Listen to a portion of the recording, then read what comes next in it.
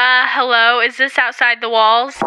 You are listening to Outside the Walls podcast, thoughts and perspectives that go beyond the walls of the church, with Jess Duncan.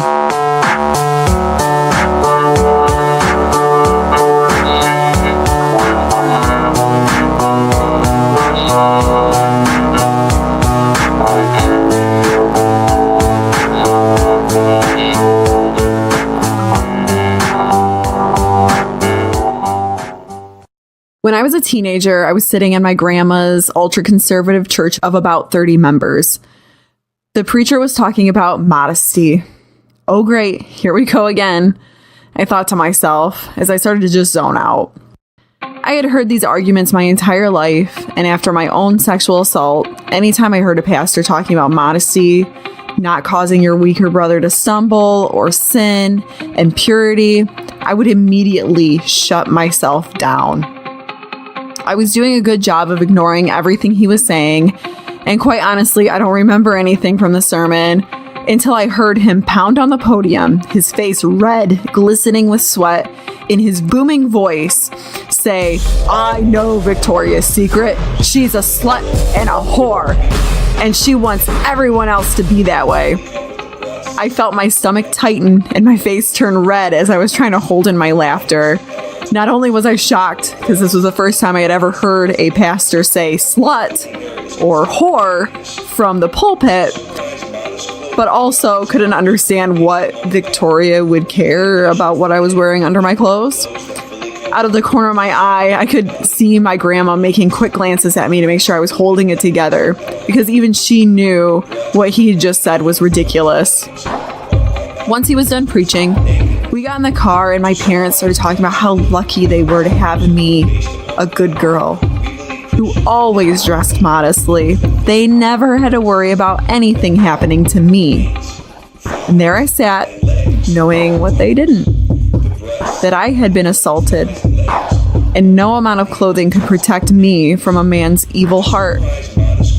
That the weight of the shame put on my shoulders by what the church had taught me about purity, modesty, and just existing as a woman was crushing me.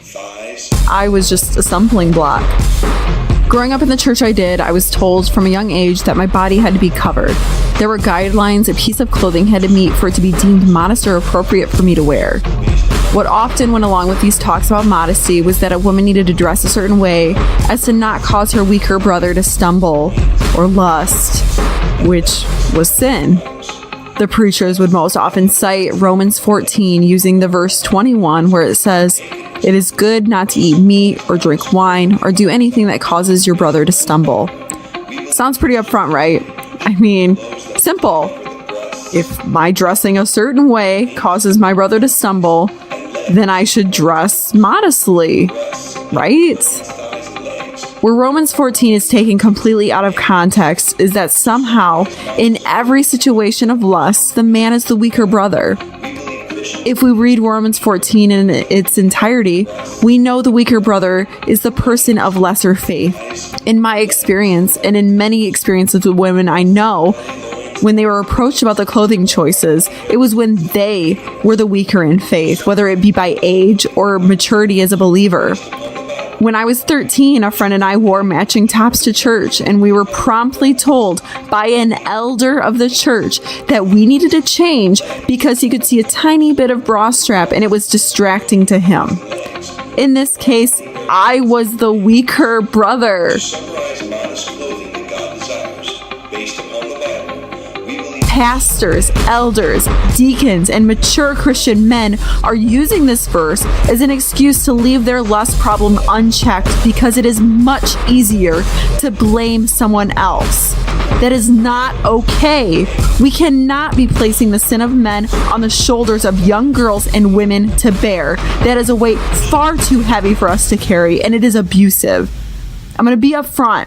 If you are a man in a leadership position at your church and your lust problem is so out of control that you need to tell a child or a woman to change her shirt or lengthen her skirt, then you should not be holding a leadership position. Another issue I have with the church using Romans 14 to tell women that their bodies are a stumbling block is that if we look at the context of Romans 14, it is talking about food and whether certain foods are clean or unclean. When we interchange a woman's body with food, we imply that a woman's body can inherently be unclean, sinful, or evil. Listen, my body was deemed good by my Creator. I will not allow anyone to use the Bible as a weapon to make me feel shame for simply existing in a female body.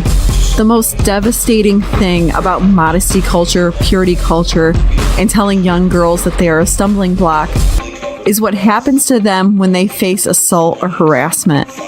I truly believe that this toxic theology is at the root of rape culture and is why we have a crisis in our evangelical churches where abuse is swept under the rug. Blame is immediately placed on the victim because she must have been dressed in a way that tempted a man to cause her abuse. The church fails to do what Jesus did in Matthew 5 and put the sin of lust where it should be, solely on the men who commit it.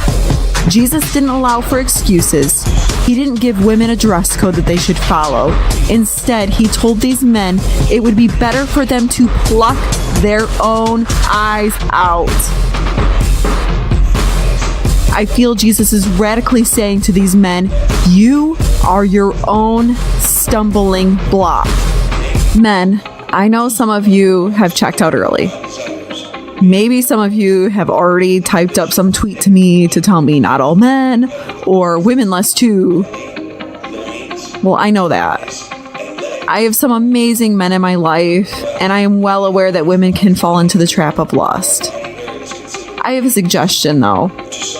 If you are one of those good guys who feel the need to say not all men, maybe you should use your ears to listen and your voice of privilege to fight against this toxic theology that is truly hurting your sisters.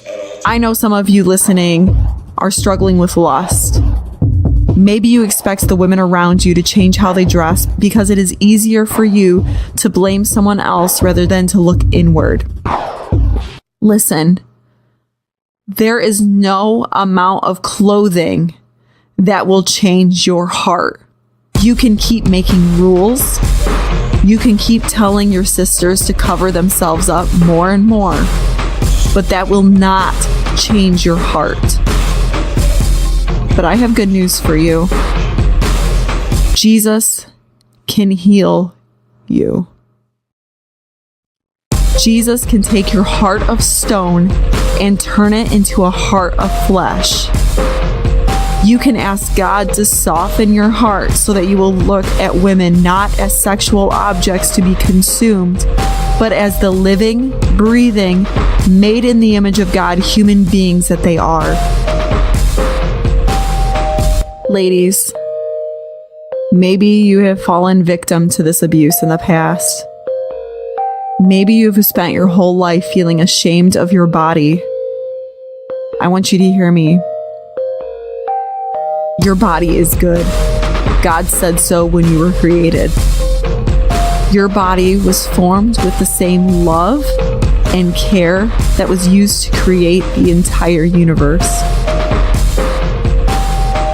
God knows every hair on your head because you are loved, valued, and matter. I want you to let this sink in.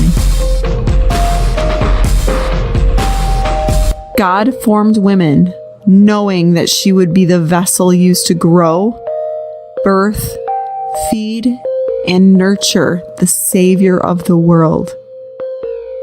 You are loved, you matter, and your body is nothing to be ashamed of. You are not a stumbling block. Thank you for listening to Outside the Walls podcast. You can reach Brandon with thoughts and comments on Twitter at Brandon Andress or his website, brandonandress.com. We would love your 5-star ratings and reviews on iTunes, and please share this with a friend.